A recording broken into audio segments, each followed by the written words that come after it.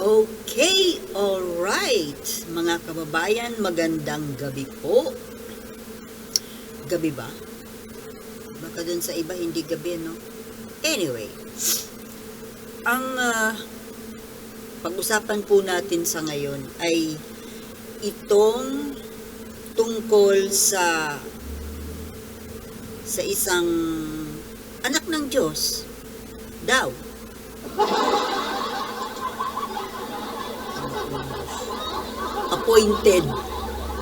Appointed daw, appointed son of God,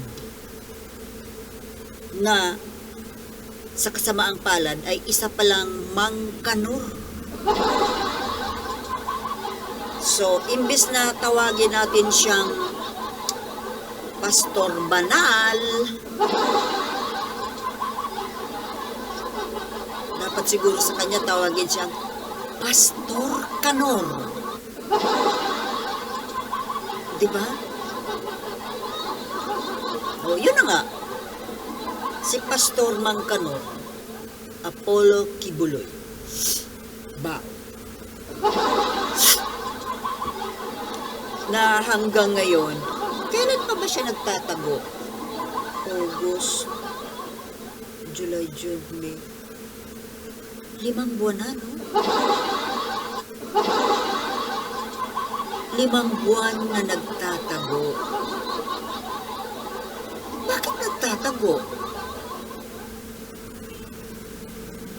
Nagtatago kasi may naghahabol.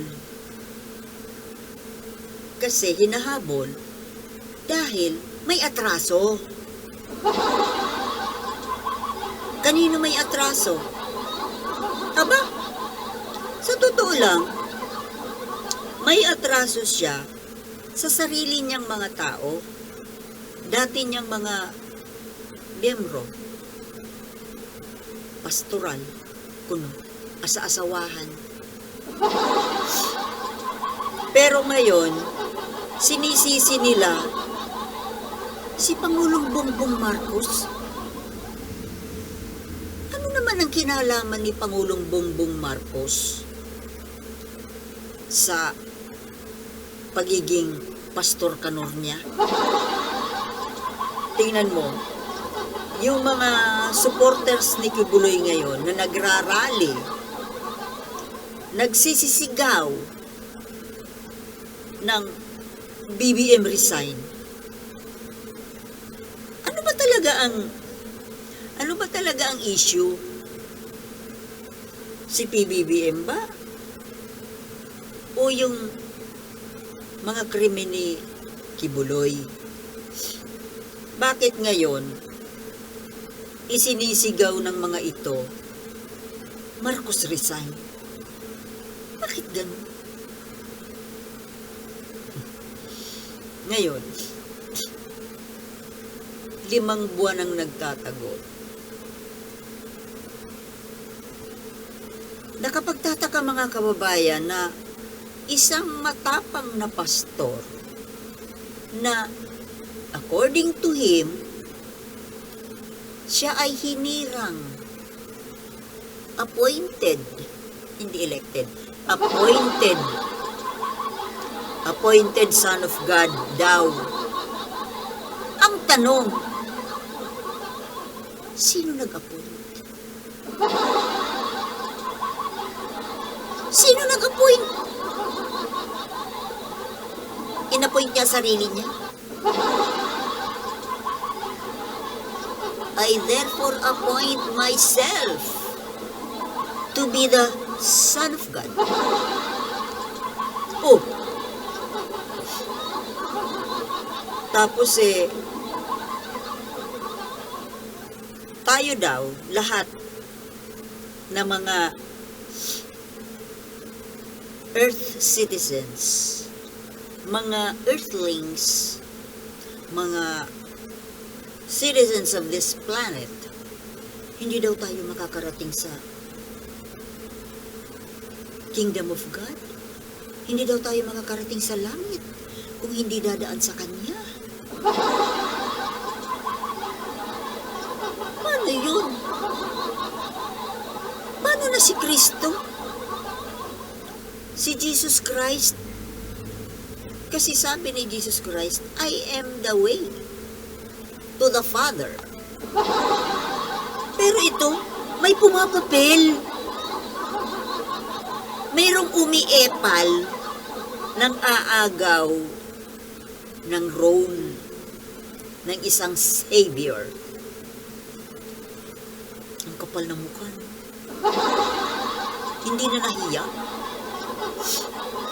Hindi na nahiya. Hindi na nahiya sa mga Kristiyano sa buong mundo na naniniwala na ang totoong tagapagligtas, ang totoong Savior, ang daan papunta sa Ama ay si Jesucristo. Pero ito may lumabas na appointed. Ano ba ibig sabihin ng appointed? Appointed son. Siguro parang ampun, ano? Ampon. Ampon. So, tagalabas.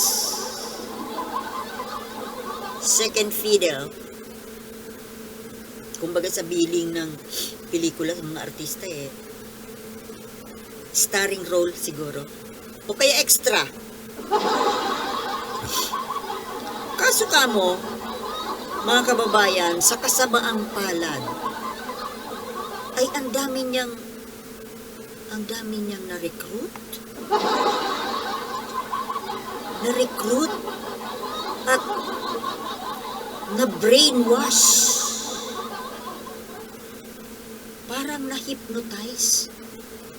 Kasi tingnan mo ngayon, kahit na alam natin imposibleng hindi nila alam na yung ikinaso kay Kibuloy sa kanilang puon ay panggagahasa, sexual abuse, rape, human trafficking,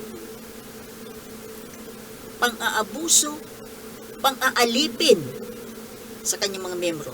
Pang-aalipin kasi pinipilit niyang magtinda ng puto. Alam mo, hanggang ngayon, before, nung nasa Manila ako, pag kumakain ka dyan sa mga restaurant, talagang may pumapasok na mga bata pa. At malilinis mukhang mga estudyante talaga ang itsura. Yun nga, ang drama, estudyante raw, working student, bibentahan ka ng otap, ng puto-kutsita, minsan ballpen. Noon, awang-awa ako, kahit na hindi ako bibili, binibilhan ko na lang. Ang style pa naman nila, ito anya, 40 ang isang balot. Pag bumili ka, unti-untiin ka na, tatloan niya 100. Kahit na isa lang naman sana ang bibilhin ko. Actually, hindi naman ako mahilig kumain doon sa paninda niya. Kaya lang, dahil sa awa ko, dahil working student, binilhan ko. Marami yan dyan. Talagang maaawa, maluloko ka kasi yung mga itsura nila talagang parang mukhang mga estudyante nga. Pero nung ito na nga, nagkabulgara na, although sa ngayon, kahit dito sa amin sa probinsya, mayroon pa rin. Yung mga may daladalang mga sobre, di ba? Na nangihingi ng limos, umaakyat sa jeep, sa bus. Minsan may naalukan na naman pa rin. Ngayon, ongoing na yung kaso ni Kibuloy. Mayroon pa rin ng alok. When I was in the beauty salon, may pumasok na nagbibenta ng mga ballpen. Ewan ko kung bakit yung ballpen dahil ang dami kong ballpen dito sa bahay. Mayroon kasing kakaibang ballpen daw yun. Ewan ko kung nasaan na. Aba, pinilhan ko. Kasi parang nainganyo akong bumili habang nakikinig sa kanya. Pero nung nakaalis na, nakapagbayad na ako, wala na siya. Saka ako nakapag-isip-isip. Sabi ko, teka, ba't ako bumili ng ballpen na ito? Sa ganitong halaga? Parang sobrang pagsisisi ko. Parang, may kasama yatang orasyon. So, ngayon, ito na nga. Ngayon, hindi na ako, pag may nag-alok sa akin na pumasok sa McDonald's, sa Jollibee, nang-alok. Ay, ganyan. Di pa rin kayo tumitigil? Sabi kong gano'n. Ba kay Kibuloy yan? Kay Kibuloy ka, di ba? Umaalis. Hindi na namimilit. Pero alam niyo mga kababayan, nakakaawa pala yung buhay ng mga kabataang ito. Itong mga nabiktima ni Kibuloy. Itong mga mukhang mga estudyante. Hindi naman pala totoong estudyante. Hindi naman pinag-aaral, kundi pinipilit na magtinda. Biruin mo yun. Hindi makapag-aral yung mga bata. Pinipilit magtinda. Magtinda ng puto, kutsinta, utak. Pagkatapos wala tayong kaalam-alam na ang dinaranas pala nila sa araw-araw na kapag hindi sila nakapagbenta ng something like quota system, sinasaktan pala sila. Imagine. Nagtataka naman ako kung bakit hindi sila tumakas. Kasi diba, nandyan sila sa labas, nagtitinda, nasa labas. May hawak silang pera.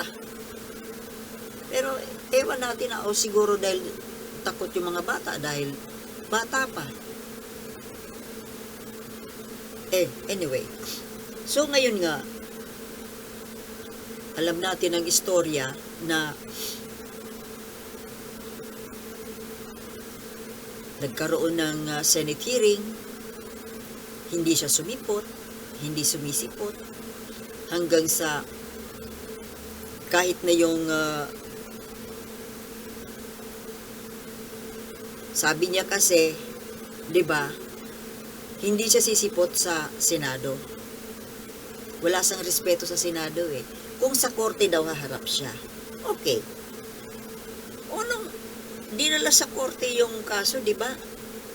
Doon siya tumakas, doon siya biglang nawala. Tuluyan ang nagtago. Pati yung mga pangunahin niyang mga tauhan. Tapos ito nga, ilang ulit ng sinubok ng mga otoridad na hainan siya ng warrant of arrest. Hindi siya makita, hindi siya maaresto. Nagtatago. Super nagtatago. At ito nga ang balita na dahil sa ngayon, 'di ba, yung PNP nakatambay doon sa loob ng compound ng Kibuloy property. Ako ayoko nang tawaging Kingdom of Jesus Christ yan eh. Masyadong nababasto si Kristo eh. Kingdom ni Kibuloy. Kaharian ni Kanor. O, diba? Kaharian ni Kanor. Ganon. Tapos, nagtatago ngayon, nandoon ang mga pulis, may tumutulong sa kanila, may mga informant na nandiyan lang sa loob. Si Kibuloy, sa loob ng kanyang Glory Mountain, sa kanyang kaharian, na Ngayon nga, kapag may pumupuntang mga pulis, laging nakaharang itong mga supporters. 'Di ba? Na para bang takot na takot sila na may makita yung mga pulis. Ito yung malaking proof na talagang nandiyan nagtatago si Kibuloy. Dahil bakit? Hindi nila iniiwanan eh. Hindi sila umaalis, nakabantay sila, bantay sarado nila. Eh kung talagang wala dyan si Kibuloy sa loob ng compound, di, sana, hayaan nila, o sige, maghalukay kayo dyan. Halukayin nyo lahat dyan, lahat. Kung may makita kayo. Kasi pinipigilan nga nila, inuurasan pa. Talagang pilit nilang hinaharang. O di, ano ibig sabihin? Nandiyan nga. Tapos, ang akala natin, mag-isa lang siyang nagtatago. Pero ako, even nung una pa man, hindi ako maniniwala na mag-isa lang talaga siyang nagtatago. Siyempre, hari yan eh. Hindi yan mabubuhay mag-isa. Siyempre, magbabaon niya ng taga-silbi niya, taga-luto, taga-linis, taga-hugas, taga-masahe, everything. At ito na nga, di ba? Na-discover ng PNP na through the equipment na yung radar na nakakapag-detect ng heartbeat ng human body heat. Ang ini-expect, 1 o 2 tao lang ang nagtatago. Or si Kibuloy lang, or kasama yung 4 na kanyang top brass. Eh, ang nakita po, di ba, 7 o 8? 8 pintig ng puso. Na ibig sabihin, 8 katao ang nakatago doon. So, according to Miss Arlene Stone, yung dating member, Kibuloy member, na nasa Amerika, na siyang nag-feed ng mga info na nakakatulong dito sa pag-iimbestiga ng mga pulis, parang alam niya kung sino ang mga kasama doon sa loob. Na bukod doon sa kanyang mga top KOJC officials na wanted din, kagaya ni Kibuloy, ay mayroon pang ekstrang 3 na ang sabi nga po ni Arlene Stone, yun daw yung hindi na nila makita, nawawala na isang pastoral by the name of Stephanie Ibarra. Na ito daw na Stephanie na ito ay ito ang favorite. Pinaka-favorite ni Mang Kanor. Pinaka-favorite sa lahat. Kasi ang dami niyang concubines, di ba? Parang harem.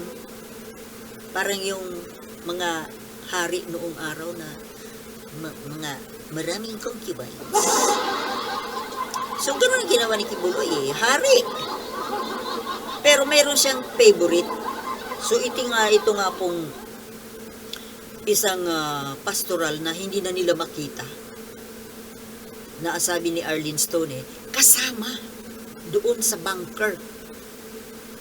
Doon sa ilalim ng lupa. Hanip naman itong matandang to. Nagtatago na't lahat. Ang kapal talaga, no? Talagang mael! Kumbaga, nandoon ka sa point ng buhay mo na dapat you have to be too serious. Kasi wanted ka, nagtatago ka sa ilalim ng lupa, tapos nakuha mo pang magbaon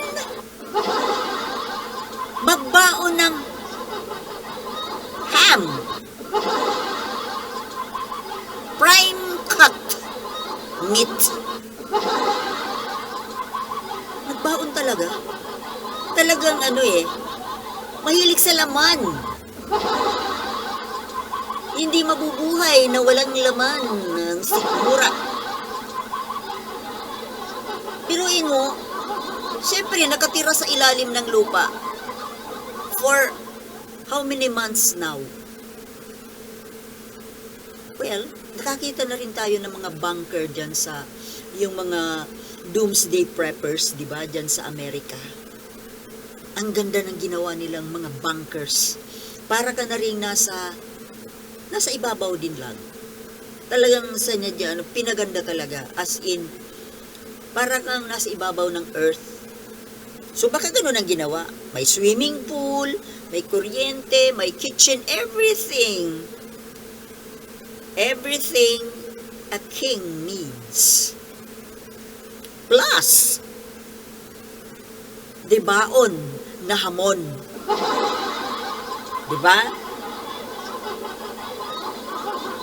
At itong Stephanie na ito ang bata-bata pa pala nito. Matindi talaga ito si Mang Kanor na to. Itong Pastor Kanor na to. Biruin mo itong Stephanie na ito hiningi pala ito sa magulang. Sanggol pa. Siya ang nagpalaki. Luko-luko din naman yung magulang, no? Ba't yung binigay? Ibinigay yung anak na babae na pinalaki ni Kibuloy. At nung siguro bilang ng bilang si Kibuloy, habang lumalaki yung bata, sige siguro imagination ng Kanor na to. Ganun pala ang gawain itong hayok. Hayok na anak ng Diyos. Appointed son of God daw. Pero hayok sa laman. Kwento nga ni Arlene Stone, yung daughter niya mismo, yung kanyang anak na maliit na babae, dahil nga mistisa, dahil ang tatay Amerikano, binalak daw na hingiin din sa kanya. Sa kanya na. 2 years old pa lang nung bata noon, nung anak ni Arlene Stone. That's according to Arlene Stone mismo. Alam na ni Arlene kung ano ang mangyayari doon sa anak niya. Kaya hindi siya pumayag, hindi niya ibinigay. Ganon. Kung ikaw ang magulang, ikaw nanay, bakit mo ibibigay sa isang hayok? Palalakihin niya, tapos my goodness, ikinulong yung bata, pinalaki, ikinulong, hindi pinag-aral, para sarilinin lang. Tapos siyempre yan, mahilig naman yan sa bata pag umidad na yan ng 25 o below 30, balita ko nga hanggang 25 lang yata o 24 Pinakamatanda na yata 24 ang edad ng hamon.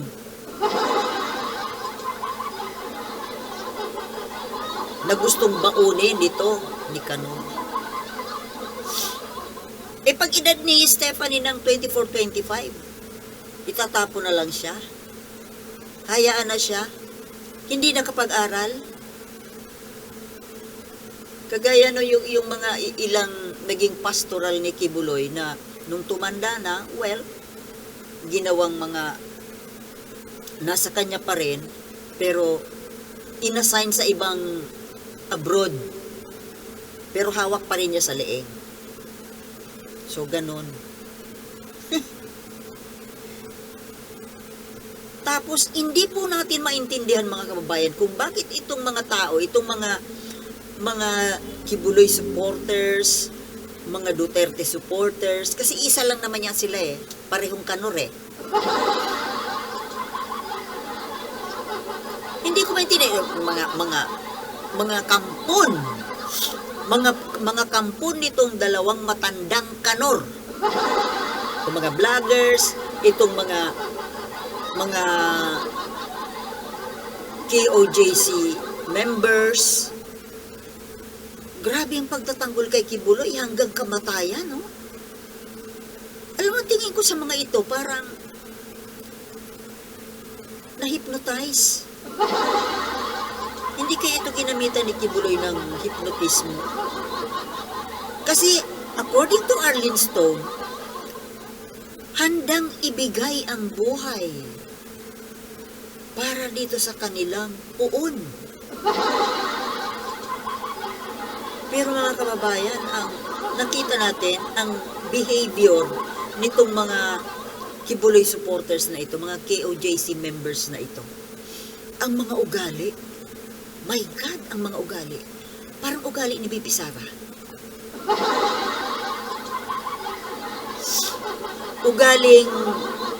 Ugaling Duterte camp. Mga wala sa rason, ang mga kilos nila, mga pananalita, mga kilos, pag-uugali, behavior, parang ano bang tinuro ni Kibuloy dito sa mga ito? Tapos ayun, nakaharang sa kalsada, nagrarally, nag-worship doon. Anong klase? Anong klaseng worship? Nagkakantahan doon ng mga worship song sa gitna ng kalsada para harangan yung mga tao, harangan yung mga pulis. They are crazy! Mga kababayan, nababaliw po sila, sa totoo lang. I'm serious with my word. Wala na po sila sa katinuan. Yan ang totoo. Kasi kung nasa katinuan sila, bakit nila ipinagtatanggol ang isang rapist, isang mang-aabuso, manloloko? Imposibleng hindi na nila alam ang mga ginagawa, mga krimen na ginagawa ni Kibuloy. Pero bakit ganun pa rin ang trato nila dito kay Kibuloy? Panginoon? Anong klase? Saan napunta yung mga utak ng mga to? Yung mga espiritu nito? Nawawala. Tinakasan na ng espiritu? Or sinapian na sila ng masamang espiritu. Lahat yan sila. Pati yung mga dyan sa, lahat na supporters, yung mga nasa SMNI, si Badoy, lahat yan. Mga nawawala sa sarili. Biruin mo, ipagtanggol mo ang isang kriminal. Yung presidente na wala namang kinalaman sa kriminal ng pinupuon nila, gusto nilang patalsikin, gusto nilang lumusob sa Malacanang. What for?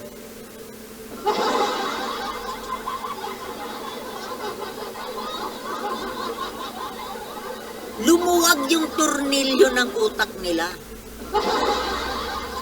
Pinaluwag ni Kibuloy yung tornilyo ng utak. Nawala na sa sarili, nawala ng ulirat, nawala na ng matinong espiritu. Grabe mag-brainwash itong Kibuloy na ito. Kawawa, no? Sa totoo lang, kawawa itong mga KOJC members na ito. Dahil nagagamit sila eh. Dala-dalawa na po ang gumagamit sa kanila eh. Si Kibuloy at si Duterte. Diba? Ginagamit sila. Kawawa. Kailan kaya sila magigising sa katotohanan? Kailan kaya nila makikita ang tunay na liwanag? Kailan kaya sila mauuntog sa pader? Alam mo, mga KOJC, Kibuloy supporters, ako po'y nananalangin na sana kayo ay mauntog. Okay? Hanggang dito na lamang po mga kababayan at yun po, I'm serious, I am dead serious na sana itong mga Kibuloy members na ito ay mauntog